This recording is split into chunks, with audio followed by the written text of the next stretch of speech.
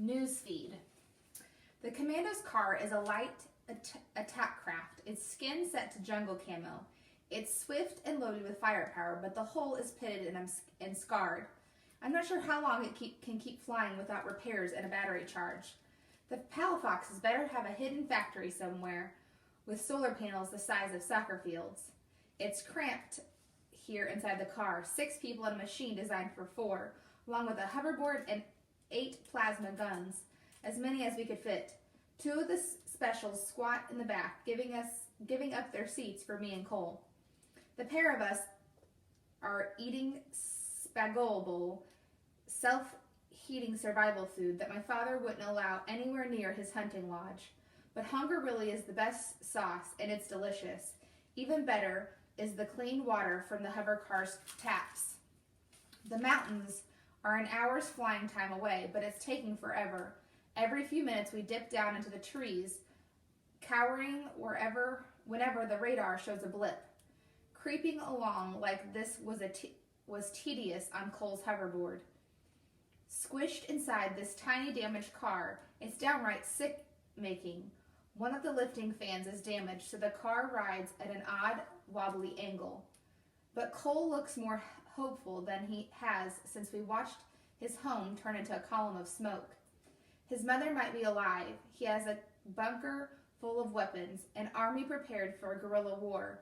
Maybe the Palafoxes still have a chance in this fight. Maybe they can still hurt my father.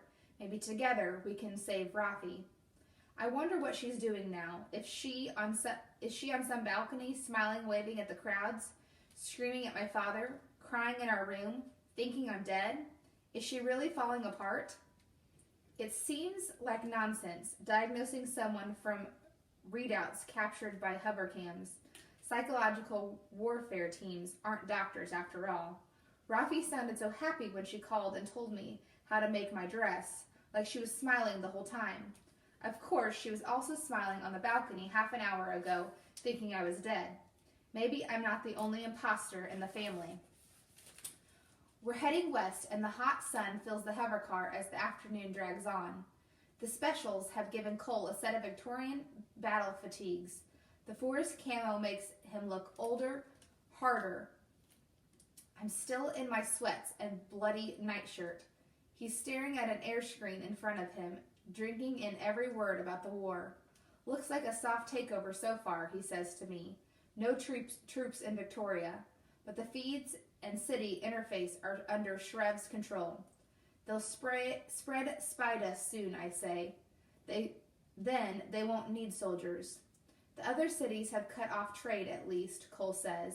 They've promised never to buy metal from your father's stolen ruins. Doesn't matter, I say. He can always use it himself. He wants Shrev to be the biggest city in the world.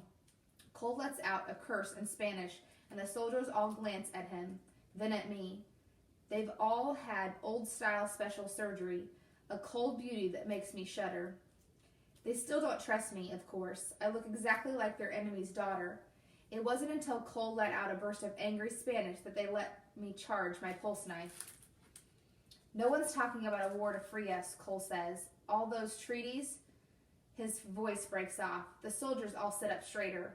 On the air screen is a row of 3 young faces. The hovering text gives their names. In the middle is Teo Palafox. He looks like his older brother, but with darker skin and pale gray eyes.